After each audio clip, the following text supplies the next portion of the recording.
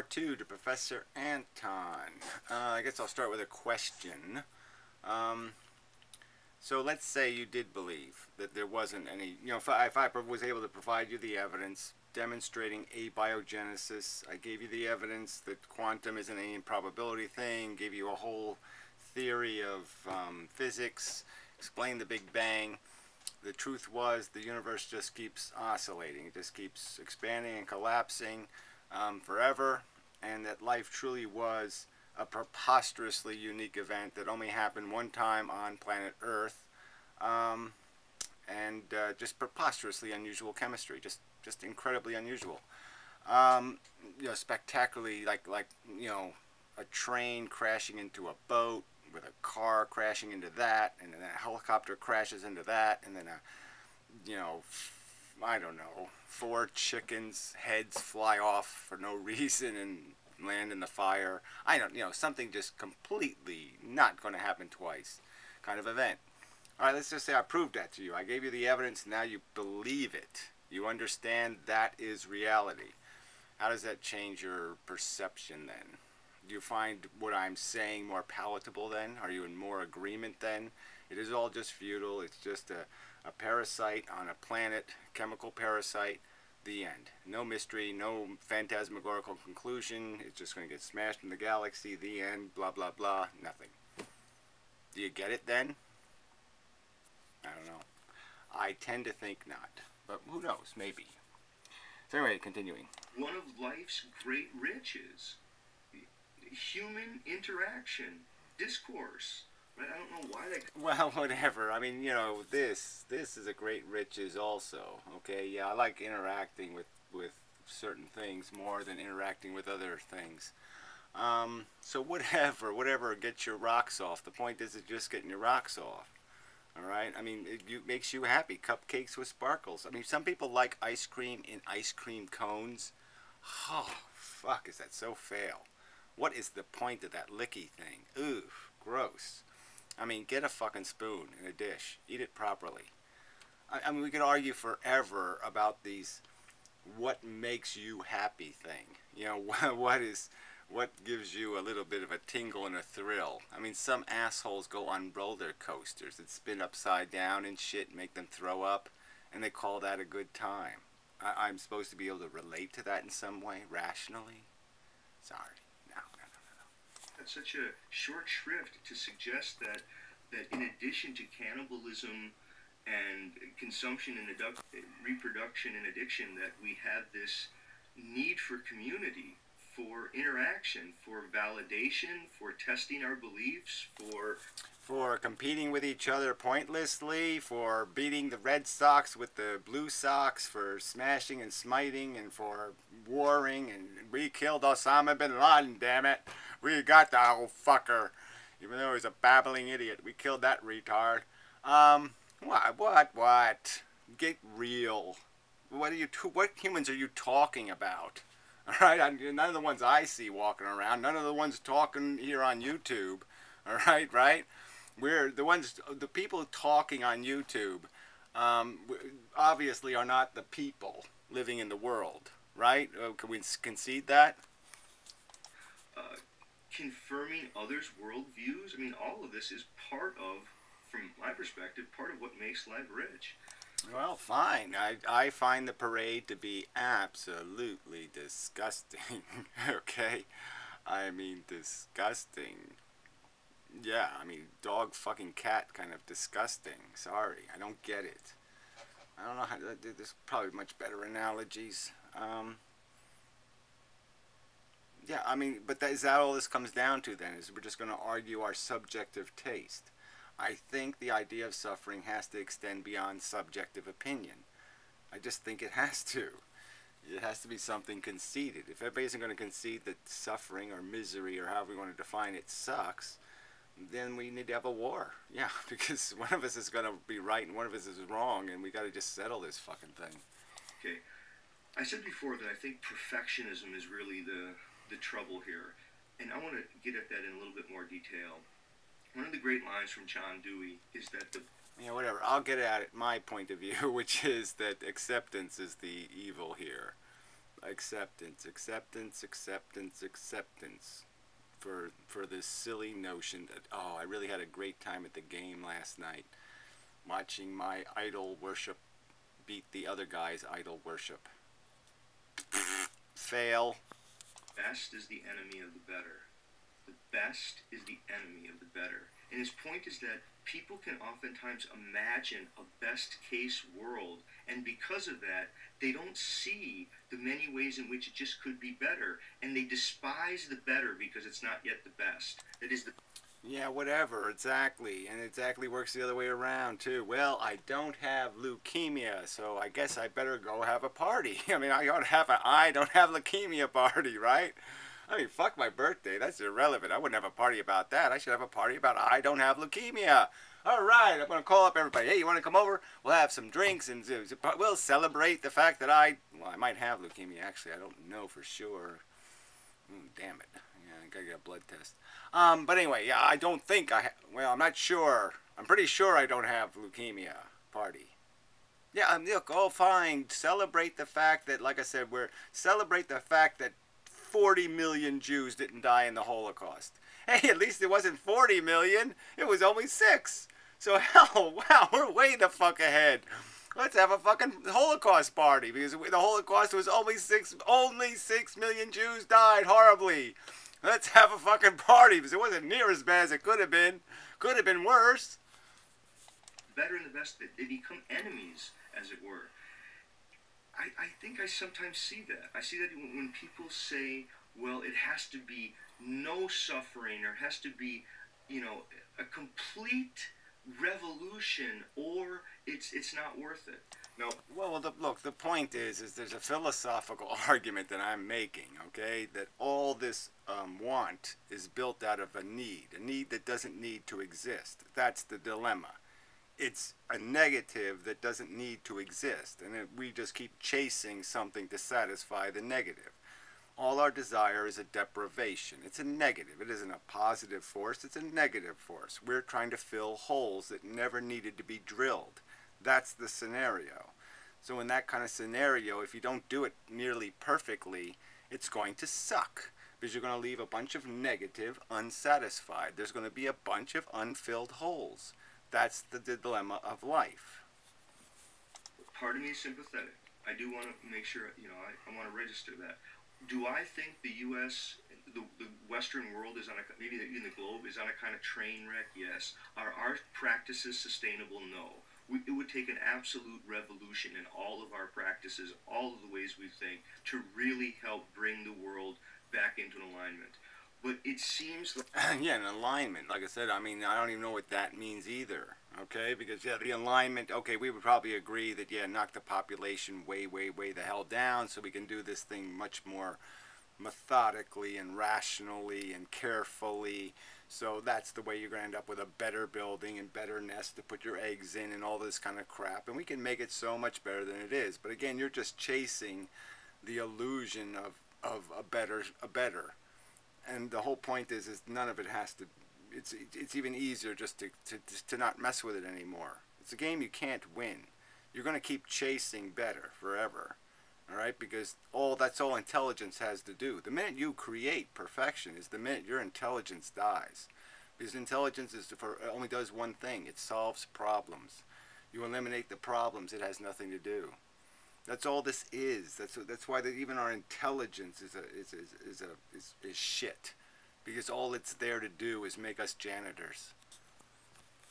Like all of the kinds of things that need to be done they're slow, incremental changes. They're these simple things: the courage to need little, the finding enough out of life from the very simple things, learning to... Well, look, we could do this crap. We could talk about this idealistic thing that we're going to somehow create this perfect humans that will need, not even perfect, but these better humans. But we'll have an argument about what a better human is. We'll have an argument about whether they should need to eat meat. I would certainly argue they don't need to. So, yeah, none of them would need to eat meat. They would, they would... well, you know, I mean, I'm just still going to argue they'd be perfectly comfortable to live in a virtual reality where they could be run for, you know, pennies a day. They could be entertained instead of trying to build them all houses and build them all lives and give them all attractive mates and all of that crap. I don't see how you can, as a practical matter, fix all of those problems. How are you going to fix the basic competitive nature of human beings, where they're going to say, "I want the prettier woman"? How are you going to fix those little things like that? Like, I want the fresher baked bread. I want. How are you going to fix the "I want" thing without completely eviscerating the very thing that makes any of this life thing worth anything? To draw, learning to dance, learning to sing together in a group. It could be the most simple of things. And again, conversation. It could be, but yeah, that doesn't sound like anything to me. That sounds like one of those Christian heavens, you know, where you're up there petting kids and playing hopscotch for eternity. No, thank you very much. Is perhaps one of the greenest technologies of all. For zero cost and zero post-production cleanup, you can make statements available for a one-time shot. Discourse, everyday conversation where we tell stories and make each other laugh. You know, why do we even need to do that, right? There's about 7, I don't know, how many movies are there actually? You know, actual full-length movies. How many have been made? I mean, there's so fucking many. And they're perfectly good escapism. You just jump into the movie, and yeah, you're off for a couple of hours. So yeah, I don't need an actual human to communicate with. And the odds are you have an actual human, you just end up finding something to disagree about, and then you'll piss each other off and have a big fight and call each other a sub-whore. This is the true green technology. Now YouTube makes it a little tricky, but we're extended. Okay, I've tried to say that, again, the best is the enemy of the better, which means that perfectionism often is a kind of devil in there. It demands too much by overdrawn expectations. And yeah, well, whatever. Again, like I said, if the scenario, if what you're made out of is a negative, then yeah, you've got to worry about this idea of cleaning up the negatives, cleaning up the red ink. But, I mean, even beyond that argument, it's not even so much arguing for perfectionism. We are so far from any kind of acceptable mark. I mean, again, what are we going? Are we going to argue about how many world wars are acceptable, how many plagues are acceptable? We can't even find anything to make the Black Plague acceptable, right? I mean, the only thing that makes it acceptable is that it's over, right? It's in the past, so we don't have to account for it. But you know, you'd have a hard time trying to say, well, how many Black Plagues are worth how many centuries of human life? I mean, do you have that number somewhere? Would you like to do that calculation where you decide that, you know, millions of people will die a horrible death, you know, and you're going to defend it and do the experiment and use that as a given to do your experiment? Would you want to push that button, the button that says, okay, yeah, we'll do 50 years of this Black Plaguey thing, and millions of people suffering, and then we'll give them this many decades or this many centuries of human life as compensation? Would you like to pick who's going to be in the Black Plague century? I mean, would you push that button? Would you initiate that game? Come on. This is slop. And if you had to take responsibility for it, you'd know it was slop, and you'd be damn worried about pressing that initiate button. Would you initiate this game? It hides from us all of the ways that the world really has seen some incremental improvements. Now, is there still suffering? Yes, there is. But morphine ended, public torture. Oh, please. I mean, let's not talk about morphine. I mean, what does morphine do for somebody on chemotherapy right now? It doesn't do a hell of a lot.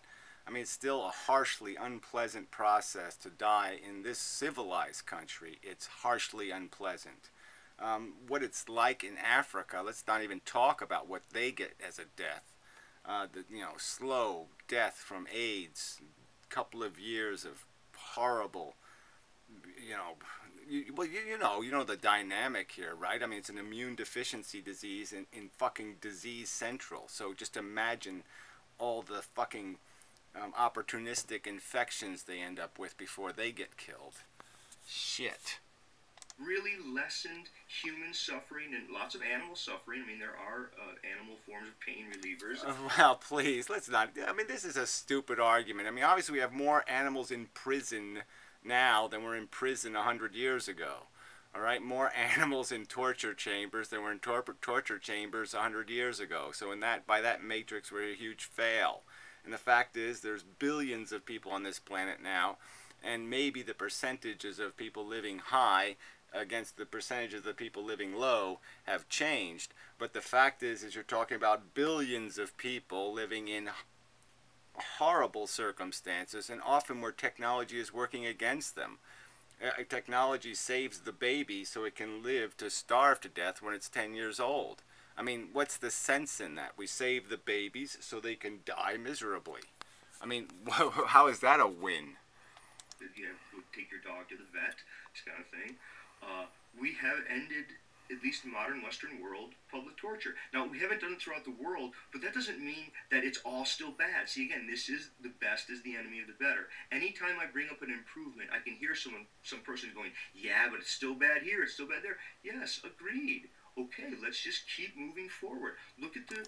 Well, again, you're saying we're moving forward, and I'm going to argue that certainly we've progressed, and I'm grateful for the progress. I'm grateful for anesthesia, don't get me wrong. But I'm not grateful for the 7 billion people matrix of this thing. I'm not grateful for, like I said, the fact that the raw numbers themselves are screaming, you know, rather loudly. And look at what else we're using with this technology. We got all these people on antidepressants and all kinds of other medications to get them through their day. Is that a win? We're genetically becoming shit because we're so dependent on the technology to keep us functioning. I mean, there's a lot of negatives to this win, this technology win. Rises in healthcare, the degree to which, you know, germ theory and vaccinations have really changed the planet for... I mean, they've changed lives qualitatively for the better. Look at the civil rights movement, women gaining the right to vote, suffragette. Look at the end of slavery. Well, again, I could just point to, look at chemotherapy, look at all the other, look at nursing homes, look at a lot of other blights on the quality of our life that are just feeding into the sick, sad, pitiful addiction. There have been so many ways that people really have had improvements to their lives. Now, if some person wants to say, oh no, this is all just deck chair straightening on the Titanic, and that none of it really matters, there's just all the... Yeah, there you go. Pretty good. That's a good analogy. That's pretty much all it really is, isn't it? Come on. The game is still stupid. It's a game where you're not going to be satisfied. So look how many people living in our Western civilizations who still aren't satisfied. Okay, they are free from all these horrible blights. They're not living that horrible life, and yet they still look at the world and say, what do I do with this now? What's next then? More and more and more. I need 4-dimensional TV. This mega horror or something. Okay, I don't see it. The worst that's ever going to happen is that we're all going to die.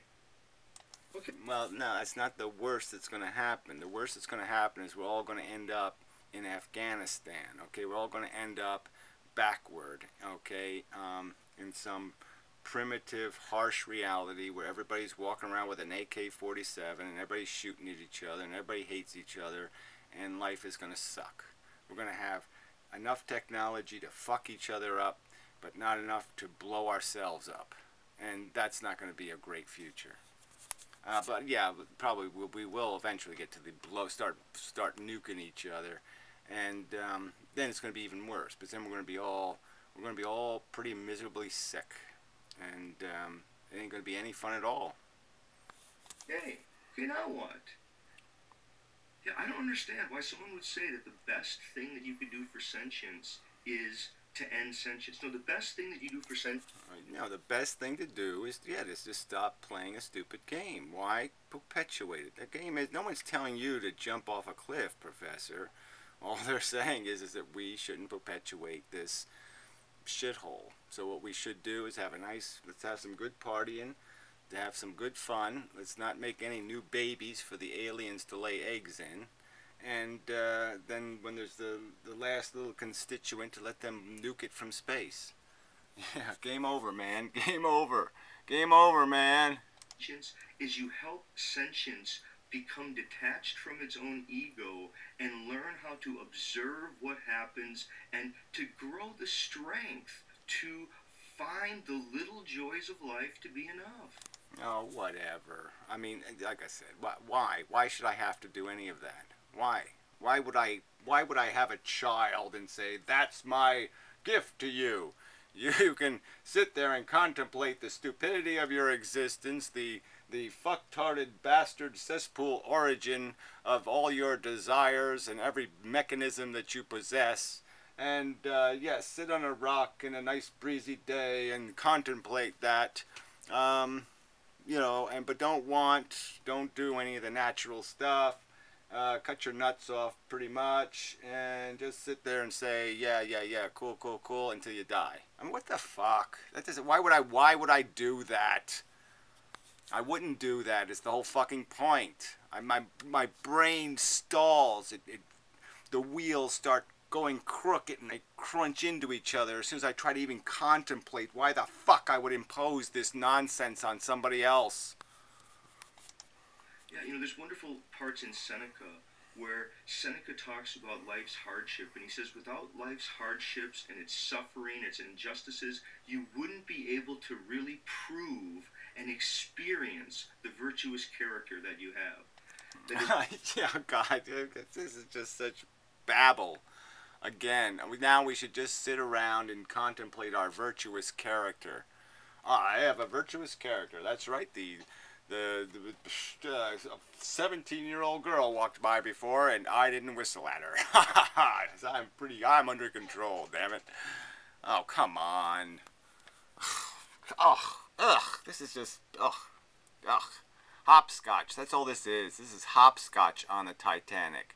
Let's just draw a little hopscotch game on the boards here, and we'll play hopscotch while the boat sinks. Do you have character attributes of tenacity and strength and forgiveness? And again, none of that means anything. Okay, we're gonna have some sort of gladiator argument now, right? So now we have to prove that. No, it's the brave thing to do is to face the truth. Face that you're a fucking goddamn Frankenstein. Accept your Look in the mirror and see your Frankensteinness. Be brave. Be a man. Grow some balls and accept that you suck. Come on, you can do it. We'll just have some sort of little psych game where I'll call you a coward and you call me a coward, and we'll play this little bullshit game. I mean, that's all that is. That's a bull fucking shit game. It is not strength to acquiesce to your addiction. Come on. It's not strength to be a bigot. I mean, that's all you're doing here. You're just saying, be a strong, good bigot. Embrace your bigotry. Embrace your prejudice and your preferences. Embrace your addiction and your desire. Be brave. Yeah, be a brave heroin addict. Fall completely into your addiction. Deep resilience that without serious life-struggling challenges, you don't ever get to demonstrate those, prove those, have those come into existence. Yeah, prove those. So there we go. That's sort of an ego-y thing, right? So yeah, I just don't see the point, like I said, of this character war, because character has to be built. Now, concede that point. It has to be built, and it's got to be built out of something negative. You're not going to build character out of carrots. You're going to build character out of whips. And I say fuck it, fuck it. Why? Why do it? Why bother with it? Why play a game that requires you to whip it into shape? Why play a game that starts off with a whip? Fuck that. And it's not to advocate them. It's not saying, oh yeah, well it's great, at least you get make the best of it. It's not make the best of it. It's realize that the world is not a thought. The world is not a thought. It's a perfectionist who wants the world to be like we hoped it would be, like we would imagine it be. Oh, whatever. So that just doesn't, it's all just poetry. I mean, come on, the world is not a thought. Yeah, the world is mosquito larvae. The world is evolution. The world is a DNA molecule. Come on. So what? You're saying those ideas or those perceptions, those thoughts, are not the world? That's all you're saying, but you're just not saying it directly. You're just pretending that you can just vaguely say that no, the truth isn't the truth, so don't play by those rules of the truth. Just pretend you're accomplishing something, and it feels really cool when you just pretend you're accomplishing something. I think a mature person is able to look at the world, accept all of its... Again, so we'll play a maturity game. I think it's very immature to know you're a drunk and to drink and drive, and that's all you're saying. Okay, yeah, just be a drunk and drive. Yeah, you gotta drive. I mean, life, you can't live without driving, so, and you can't not be drunk. So, yeah, just accept the casualties. Accept the casualties. No big deal. Be a man. Accept the casualties. Injustices, continue to try to make the world better, but realize that perfectionism, if pushed too far, just becomes, it's the devil itself. Oh, whatever. Yeah, the good is the evil. Oh, God. This is so pointless. Yeah, it's hard to make an argument to somebody who thinks the good is the bad. I mean, what's the point in it? I mean, you're going to say that perfection is the evil. You're going to say that, what, 90% perfection is evil too, or 80%, or 70%? I mean, what percentage point is it legitimate, and what percentage point is it not legitimate? And do you really think our brains at some point will get to some point and just say, oh, I'm not going to worry about problems anymore? No, there are always going to be problems, and they'll always need solutions, and our brains will have a job to create the solutions.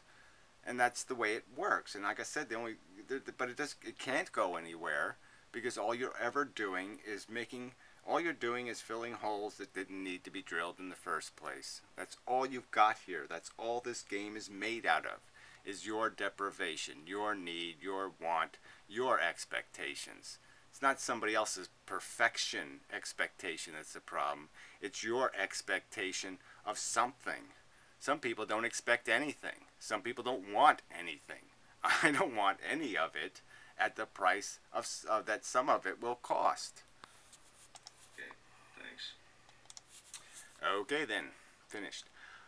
So yeah, not too bad. I got through this one without any harsh, derogatory crapola, so that's good. Probably some crappy comments in here somewhere. I got a lot of them. So anyway, but I will unblock the professor.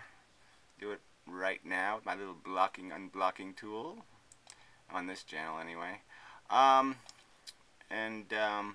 But yeah, fuck the commenters I blocked, because yeah, obviously, people who make videos I'll cut slack to, but I'm not going to cut any slack to these little foul-mouthed, shit-talking commenter shitwads, so fuck them. So, I don't know if I can unblock. No, I really can't with the tool. I'll have to make an unblocking one too, I guess.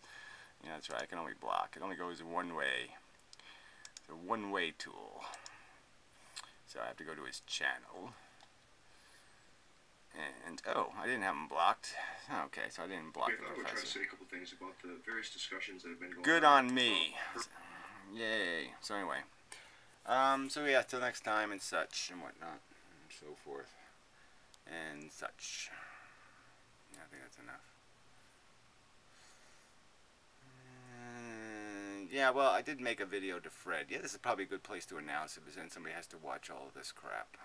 So yeah, just because he made a video on Blip, more about the homosexuality stuff and the abnormal word and the symptom word and whatever. And so yeah, so I'll post a link to that video down below. It's not going to be, it won't come up as a subscription. I did that, not the private thing, but the in-between private and public, the halfway one. So anyway, that's it. That's all I'll reference of it. Yeah. So till next time.